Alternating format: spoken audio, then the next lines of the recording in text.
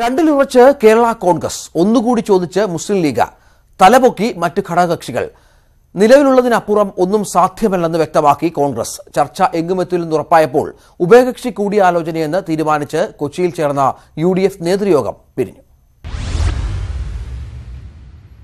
പതിവിന് വിപരീതമായി ഒന്നും സംഭവിച്ചില്ല. UDFന്റെ സീറ്റ് വിഭജന ചർച്ച എങ്ങുമെത്താതെ പിരിഞ്ഞു. കോട്ടയത്തിന് പുറമെ ഇടുക്കിയോ ചാലക്കുടിയോ കൂടി വേണമെന്ന് KM മാണിയും PJ ജോസഫും ആവശ്യപ്പെട്ടു. 2 സീറ്റ് വേണമെന്നുള്ള കേരള കോൺഗ്രസിന്റെ ആവശ്യത്തിൽ ഞങ്ങൾ ഉറച്ചു നിൽക്കുന്നു. ഞങ്ങൾ ശക്തമായിട്ട് വാദിച്ചിട്ടുണ്ട്. അപ്പോൾ അവരവരുടെ ബുദ്ധിമുട്ട് പറഞ്ഞു, ഞങ്ങൾ ഞങ്ങളുടെ ബുദ്ധിമുട്ട് പറഞ്ഞു. ചർച്ച ഇനി 9-ാം തീയതി 3-ാം തീയതി വീണ്ടും ഇവിടെ വെച്ച് ചർച്ച ചെയ്യും. 2 സീറ്റിൽ ഉറച്ചു നിൽക്കുന്ന കേരള കോൺഗ്രസിനെ 1 സീറ്റിൽ ഒതുക്കാൻ മധ്യസ്ഥനായി കോൺഗ്രസ് ഇറക്കിയ കുഞ്ഞാലിക്കുട്ടിയും ചോദിച്ചു അധികമായി 1 സീറ്റ് കൂടി. ഇത് ഫസ്റ്റ് റൗണ്ട് ചർച്ചയാണ്, ചർച്ച തുടരും. ഇതോടെ ജേക്കബ് വിഭാഗവും ഫോർവേഡ് ബ്ലോക്കും ചോദിച്ചു ഓരോ സീറ്റ്. ഇടുക്കി വേണമെന്ന് ജേക്കബ് വിഭാഗം ആവശ്യപ്പെട്ടപ്പോൾ ഏതായാലും മതിയെന്നായി ഫോർവേഡ് ബ്ലോക്ക്. ലോക്സഭയിൽ വിട്ടുവീഴ്ച ചെയ്ത CMPക്ക് ഇനി ഒഴിവ് വരുന്ന രാജ്യസഭാ സീറ്റിലാണ് മോഹം. ആളെക്കൂട്ടിയുള്ള ചർച്ച എങ്ങുമെത്തില്ലെന്ന് വ്യക്തമായതോടെ വെള്ളിയാഴ്ച ലീഗുമായും ഞായറാഴ്ച കേരള കോൺഗ്രസുമായും പ്രത്യേക ചർച്ച നടത്താമെന്ന് കോൺഗ്രസ് നിലപാടെടുത്തു. ഏതായാലും വളരെ സമാധാനപരമായിട്ടാണ് ചർച്ചകൾ മുന്നോട്ട് പോയത്. അടുത്ത മുസ്ലിം ലീഗുമായിട്ടുള്ള ചർച്ച ഇനി 1-ാം തീയതി കോഴിക്കോട് വെച്ച് നടക്കും. 3-ാം തീയതി എറണാകുളത്ത് വെച്ച് കേരള കോൺഗ്രസുമായിട്ടുള്ള ചർച്ച നടക്കും. ഇത് രണ്ടിലും KPCC പ്രസിഡന്റും പങ്കെടുക്കുന്നതാണ്. 3-ാം തീയതിയോടുകൂടി UDFിലെ തെരഞ്ഞെടുപ്പ് സീറ്റ് വിഭജന ചർച്ചകൾ പൂർത്തിയാക്കണം എന്നുള്ളതാണ് ഞങ്ങളുടെ തീരുമാനം. ചർച്ചയിൽ എല്ലാ ഘടകകക്ഷികളും ഓരോ സീറ്റ് അധികം ആവശ്യപ്പെട്ടെങ്കിലും കേരള കോൺഗ്രസിനെ ഒതുക്കാനുള്ള കോൺഗ്രസിന്റെ തന്ത്രമായിട്ടാണ് ഇതിനെ കാണുന്നത്. എല്ലാവരും കൂടുതൽ സീറ്റ് ആവശ്യപ്പെടുമ്പോൾ ഒന്നും പരിഗണിക്കാതെ പഴയ ഫോർമുലയിൽ കാര്യങ്ങൾ എത്തിക്കുകയെന്ന പഴയ തന്ത്രം ഒന്നുകൂടി പയറ്റുകയാണ് കോൺഗ്രസ്. Election desk, news 18. മത്സരിക്കാനില്ലെന്ന നിലപാടിൽ ഉറച്ച ഉമ്മൻചാണ്ടി തീരുമാനം കോൺഗ്രസ് ഹൈക്കമാൻഡും അംഗീകരിച്ചുവെന്നാണ് സൂചന. ഈ സാഹചര്യത്തിൽ ഇടുക്കിയുമായി വെച്ചുമാറിയാൽ ഉമ്മൻചാണ്ടിക്ക് പകരക്കാരനായി കോട്ടയത്ത് PC വിഷ്ണുനാഥിന് നറുക്കുവീണേക്ക്. കോട്ടയത്ത് ഉമ്മൻചാണ്ടിയെ ഇറക്കി ഇടുക്കി പകരം നൽകി മാണി ജോസഫ് തർക്കം പരിഹരിക്കാനായിരുന്നു കോൺഗ്രസിന്റെ ആദ്യ ആലോചന. എന്നാൽ മത്സരിക്കാനില്ലെന്ന് ഉമ്മൻചാണ്ടി നിലപാടെടുത്തു. ഇതോടെ ഹൈക്കമാൻഡിനെ കൂട്ടുപിടിച്ച് ഉമ്മൻചാണ്ടിയുടെ മനസ്സ് മാറ്റാനായി KPCC പ്രസിഡന്റ് അടക്കമുള്ളവരുടെ ശ്രമം. മത്സരിക്കാനില്ലെന്ന് ഉമ്മൻചാണ്ടി ഹൈക്കമാൻഡിനെയും അറിയിച്ചു. മുതിർന്ന നേതാവായ ഉമ്മൻചാണ്ടിയുടെ നിലപാട് ഹൈക്കമാൻഡും അംഗീകരിച്ചെന്നാണ് ലഭിക്കുന്ന വിവരം. ഇടുക്കി കേരള കോൺഗ്രസിന് നൽകി പകരം കോട്ടയത്ത് മത്സരിക്കേണ്ടി വന്നാൽ തനിക്ക് പകരക്കാരനെ ഉമ്മൻചാണ്ടി തന്നെ നിർദ്ദേശിച്ചെന്നാണ് സൂചന. AICC സെക്രട്ടറി കൂടിയായ വിഷ്ണുനാഥിനെ മത്സരിപ്പിക്കാനാണ് ഇപ്പോൾ ആലോചിക്കുന്നത്. വിഷ്ണുനാഥിന്റെ സ്ഥാനാർത്ഥിത്വത്തിൽ ഹൈക്കമാൻഡിനും എതിർപ്പുണ്ടാകില്ല. പക്ഷേ KM മാണിയെക്കൊണ്ട് ഈ നിർദ്ദേശം അംഗീകരിപ്പിക്കുകയെന്നതാണ് കോൺഗ്രസ് നേരിടുന്ന പ്രതിസന്ധി. ഇതുകൊണ്ടുകൂടിയാണ് ഇപ്പോൾ ഇക്കാര്യം പരസ്യമാക്കാത്തതും. ഉമ്മൻചാണ്ടിക്ക് വേണ്ടിയെങ്കിൽ കോട്ടയം വിട്ടു നൽകാൻ KM മാണി തയ്യാറാകുമെന്ന സൂചനയുണ്ടായിരുന്നു. 1 തവണത്തേക്ക് മതിയെന്നതും ഈ ഫോർമുല അംഗീകരിക്കാൻ കാരണമായി ചൂണ്ടിക്കാട്ടിയിരുന്നു. എന്നാൽ PC വിഷ്ണുനാഥ് മത്സരിക്കാനെത്തിയാൽ പിന്നീട് സീറ്റ് തിരികെ ലഭിക്കില്ലെന്നാണ് മാണി വിഭാഗം ഭയപ്പെടുന്നത്. ഇതും UDF സീറ്റ് വിഭജന ചർച്ച നീളാൻ കാരണമായിട്ടുണ്ട്. Election desk, news 18. കോട്ടയത്ത് എത്ര മത്തായിമാരുണ്ട് എന്നത് ചലച്ചിത്രകാരൻ ജോൺ എബ്രഹാമിന്റെ പ്രശസ്തമായ കഥയാണ്. കേരള രാഷ്ട്രീയത്തിലെ പശ്ചാത്തലത്തിൽ അതല്പം മാറ്റി ചോദിച്ചാൽ ഇത് ഇങ്ങനെയാകും: കേരളത്തിൽ എത്ര കേരള കോൺഗ്രസ് ഉണ്ട്? 3 മുന്നണികളും 2-ൽ കുറയാത്ത കേരള കോൺഗ്രസുകാരുണ്ട്. ഒരിടത്തും നിൽക്കാത്തവർ വേറെയും. കോൺഗ്രസ് നേതാവും ആഭ്യന്തരമന്ത്രിയുമായിരുന്ന PT ചാക്കോയ്ക്ക് PG കാർ യാത്ര വിവാദത്തെ തുടർന്ന് 1964 ഫെബ്രുവരിയിൽ രാജിവെക്കേണ്ടി വന്നു. അധികം വൈകാതെ അദ്ദേഹത്തിന്റെ മരണവും. ചാക്കോയെ അപവാദത്തിൽ കുടുക്കിയെന്നാരോപിച്ച് KM ജോർജും 15 MLAമാരും മുഖ്യമന്ത്രിയായിരുന്ന R ശങ്കരനെ അവിശ്വാസത്തിലൂടെ വലിച്ച് താഴെയിട്ടു. KM ജോർജിനും MLAമാർക്കും സ്വീകരണമൊരുക്കിയത് കോട്ടയത്തായിരുന്നു. സംഘാടകൻ മന്നത്ത് പത്മനാഭൻ. ജോർജിനൊപ്പം കൈകോർത്തു നിന്നത് ബാലകൃഷ്ണപിള്ള. ക്രിസ്ത്യൻ സഭയും നായർ സമുദായവും കൈവച്ചനുഗ്രഹിച്ചു തുടങ്ങിയ പാർട്ടിയാണ്. 1976 പാർട്ടി സ്ഥാപകൻ KM ജോർജ് മന്ത്രിപദവിയും ചെയർമാൻ പദവിയും ഒന്നിച്ചു വഹിക്കുന്നതിനെ ചൊല്ലി KM മാണി തുടക്കമിട്ട കലാപമാണ് ഒന്നാം പിളർപ്പിലേക്ക് നയിച്ചത്. 77 പാർട്ടിയിലെ ഒന്നാമനെ ചൊല്ലി മാണിയും പിള്ളയും രണ്ടു പഴിക്ക്. 2 വർഷം കഴിഞ്ഞപ്പോൾ മന്ത്രിപദവിയും ചെയർമാൻ പദവിയും മാണി വഹിക്കുന്നതിനെതിരെ PJ ജോസഫ് രംഗത്ത്. മാണി പണ്ട് ജോർജിനെതിരെ ഉന്നയിച്ച അതേ ആരോപണം തിരിച്ച് മാണിക്ക് നേരെയെത്തി. വീണ്ടും പിളർന്നു. മാണി ഗ്രൂപ്പ് കേരള കോൺഗ്രസ് MI UDF-നൊപ്പം. ജോസഫ് വേറെ പാർട്ടിയായി. 82 മന്ത്രിസഭയിൽ മാണിയും പിള്ളയും ജോസഫും മന്ത്രിമാരായി. 85 3 ഗ്രൂപ്പും ലയിച്ചെങ്കിലും പിന്നെയും പിളർന്നു.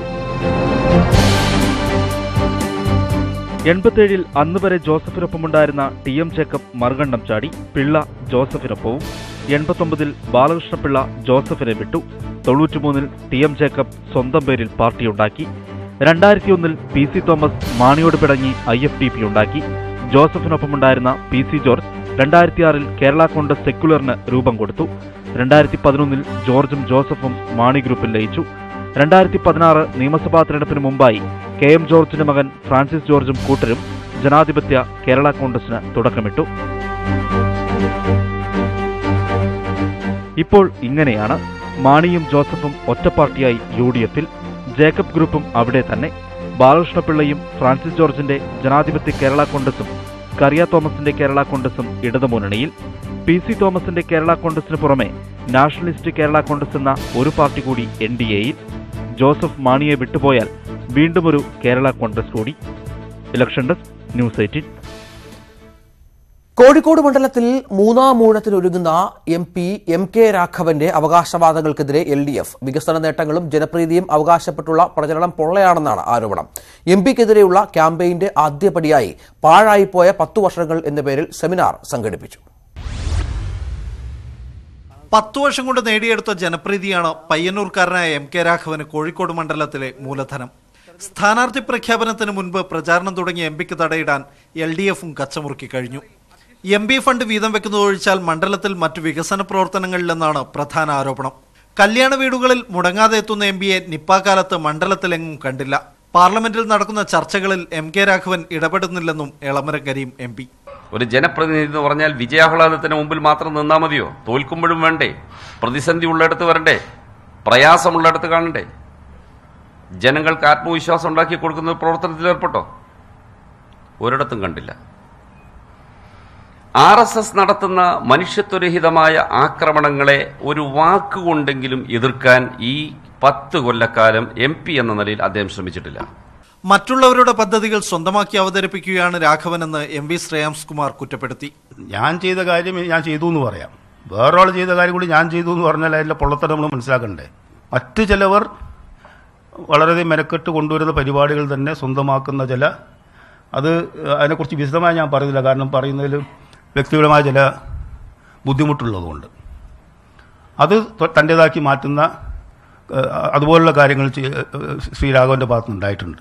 2009 വീരേന്ദ്രകുമാർ പോയപ്പോൾ കൈവിട്ട മണ്ഡലം ഇത്തവണ തിരിച്ചുപിടിക്കുമെന്ന വാശിയിലാണ് CPM.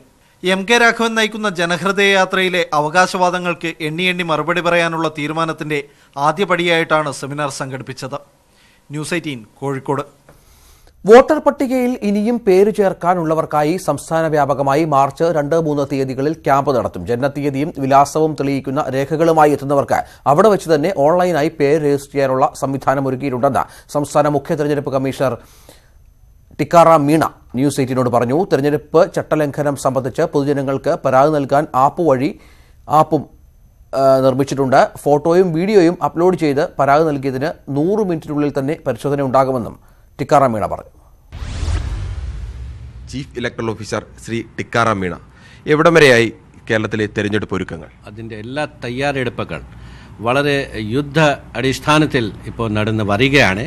പ്രധാനമായിട്ട് ഇപ്പോൾ ഞങ്ങൾ ഫോക്കസ് ചെയ്യുന്നത് ഈ VVPAT-ഉം EVM-ന്റെ ട്രെയിനിങ് ആൻഡ് ഇതിൻ്റെ അവബോധം സൃഷ്ടിക്കാനാണ് ഞങ്ങളുടെ വളരെയധികം ശ്രദ്ധ. ട്രൈബൽ ഏരിയകളിൽ നിന്ന് അതോടൊപ്പം തന്നെ ട്രാൻസ്ജെൻഡേഴ്സ് ഇവരൊക്കെ സാധാരണ ഇതിൽ വോട്ടിങ്ങിൽ കൂടുതൽ വരാൻ, ജനാധിപത്യ പ്രക്രിയയിൽ പങ്കെടുക്കാൻ താല്പര്യം കുറവ് കാണിക്കുന്നവരാണ്. അപ്പോൾ ഇത് വർദ്ധിപ്പിക്കാൻ വേണ്ടി ഏത് തരത്തിലുള്ള നടപടികളാണ് പ്രധാനമായും? ആദിവാസികളുടെ കൂടുതൽ പങ്കാളിത്തം ഈ ഇലക്ഷൻ പ്രക്രിയയിൽ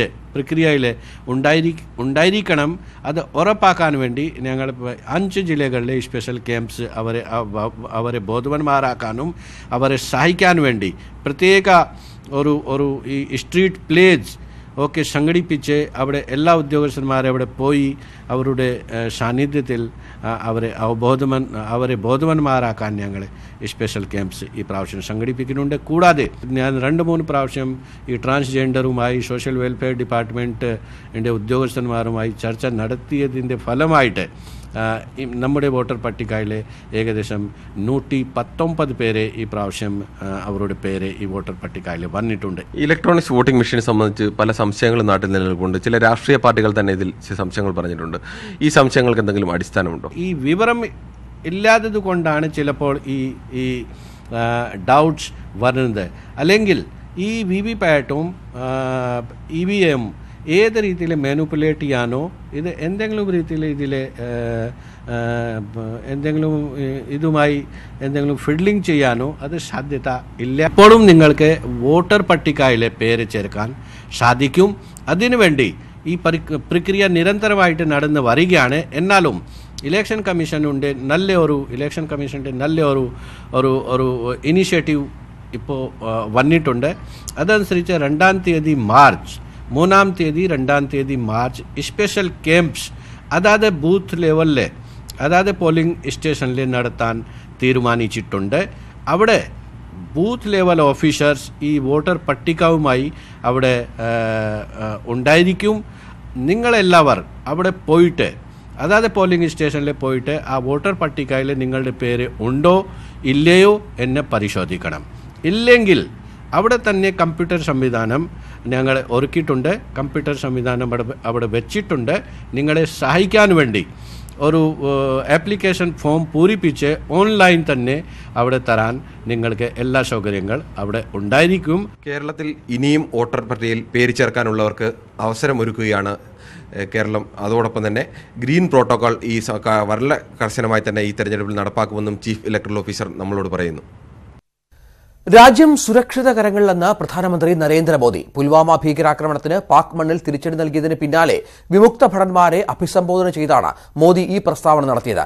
രാജ്യസുരക്ഷ തന്നെയാകും ഈ തെരഞ്ഞെടുപ്പിൽ പ്രധാന വിഷയമെന്ന് വ്യക്തമാക്കുന്നതാണ് അതിർത്തി കടന്നുള്ള വ്യോമാക്രമണവും ഇതിനോടുള്ള ഭരണ പ്രതിപക്ഷ നിലപാട്.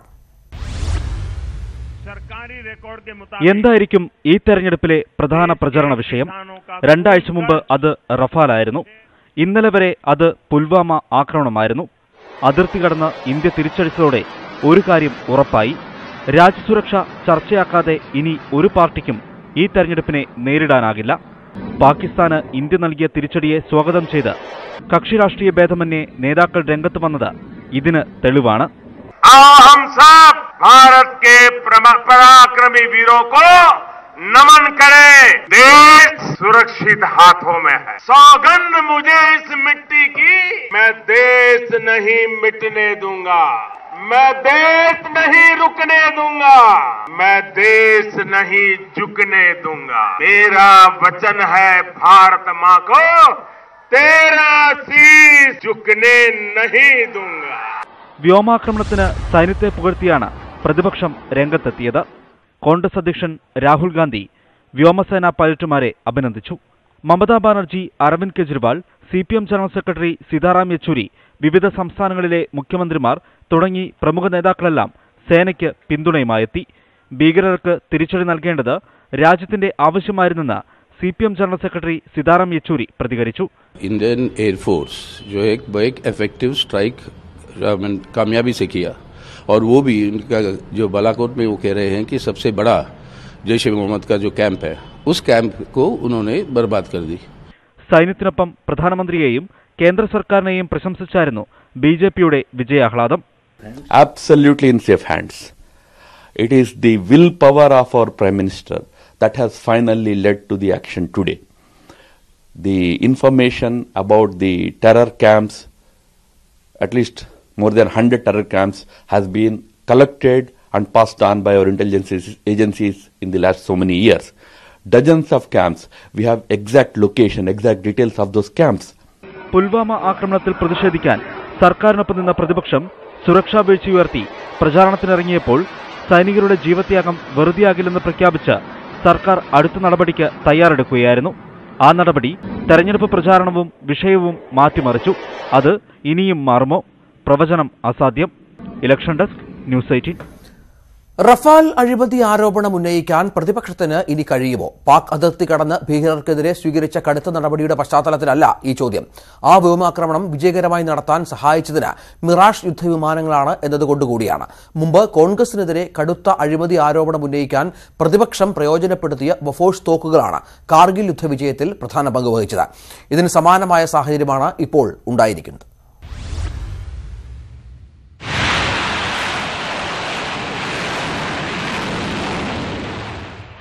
പാകിസ്ഥാന് അമേരിക്ക നൽകിയ F-15 യുദ്ധവിമാനങ്ങൾക്ക് പകരമായിട്ടായിരുന്നു 1984 രാജീവ് ഗാന്ധി മിറാഷ് യുദ്ധവിമാനങ്ങൾ വാങ്ങിയത്. മിറാഷിന് പകരമായി എത്തുന്ന റഫാൽ യുദ്ധവിമാനങ്ങളുടെ കരാറിനെ ചൊല്ലിയുള്ള ആരോപണങ്ങൾ സർക്കാരിനെ പ്രതിരോധത്തിലാക്കിയതിനിടയ്ക്കാണ് പുൽവാമ ആക്രമണവും തിരിച്ചടിയും. റഫാലും മിറാഷും തമ്മിലുള്ള ബന്ധമെന്താണ്? രണ്ടും ഒരേ കുടുംബത്തിൽ നിന്നാണ്. മിറാഷും റഫാലും നിർമ്മിക്കുന്നത് ഫ്രഞ്ച് കമ്പനിയായ ദസൗൾട്ടാണ്. റഫാൽ അഴിമതി ആരോപണങ്ങൾക്കിടെ ഏറ്റവും കൂടുതൽ ഉയർന്നുകേട്ട പേരുകൂടിയാണ് ദസൗൾട്ട്.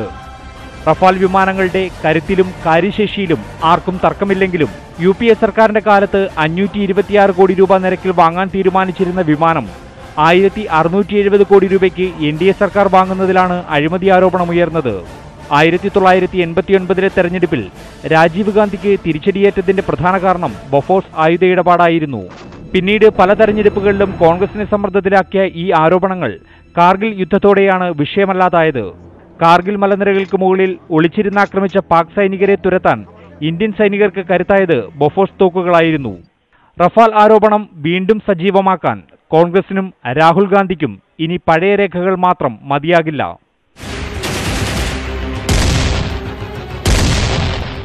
Election desk, news 18.